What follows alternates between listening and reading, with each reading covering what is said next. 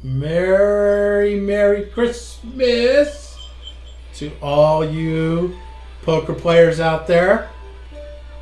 Today, I want to wish you and your loved ones Merry Christmas and a Happy New Year's. And I hope everybody's safe as we're dealing with the COVID. We're dealing with tough times here in our government. But hey, we have each other. And that's all we need. So I wanted to wish everybody a great Christmas. And I wanted to talk a little bit about how good old Jackie boy got an early Christmas present the other night. And I'm usually the one getting turned and rivered because I usually get my money in with the best hand. But the opposite happened the other night, and I won a nice little pot that I wanted to tell you about. Big thing about no limit cash games, real games where there's real money at stake, is you got to be able to put somebody on a hand. And if you can put somebody on a hand, it's going to really help you. And the other night, I was wrong and I got bailed out, and I wanted to share it. Merry Christmas, guys. Talk to you soon. So basically, this was kind of an interesting hand. Now, the whole thing, the reason I decided to call on this was the guy who made it 230. He's actually a very good gambler, but he likes to bluff a lot, and he likes to run guys off hands a lot. So anyway, I'm going to go over the whole scene here. It was, we were playing a 5-10 game, all right, and let's see here. You can see right here, dealer button, okay. Blinds were 5-10, all right, so we'll just say 5, make this 10, okay. So here we go, folded, in the muck, in the muck, in the muck. He came in for 10. Okay. He came in for no, he mucked. Okay, he came in for 10. All right, he had a pair of 9s. I had queens. I wanted to make it a little bit. Okay, so I came in. I made it 35. All right. Then the guy to the left of me, the little man, the 5'2", 260-pound, pretty good player. You got to give him his due. He's a pretty good player. He really overbet the pot, and I thought he was just kind of screwing around because he does this a lot with like ace king or maybe a pair of 10s or something. So he made it 230. Okay, now if this was like your standard ABCD player, well, they'd never make it 230, but if they made it 230, you'd automatically put them on aces or kings, okay?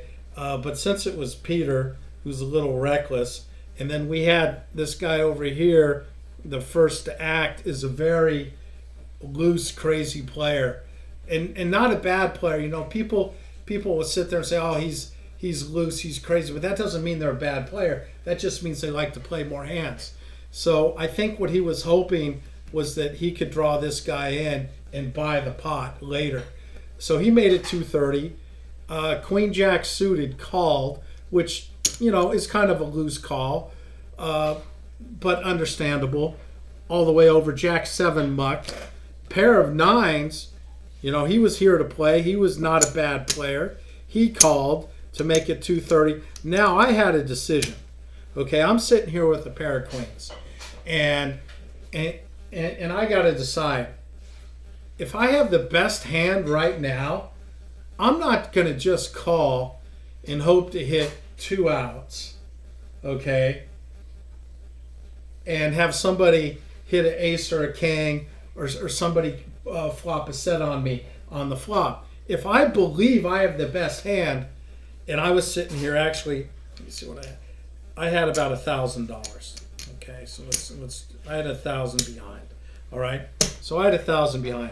So I'm either going to go all in or I'm going to muck. I mean, I'm muck queens. I have no problem mucking queens because we went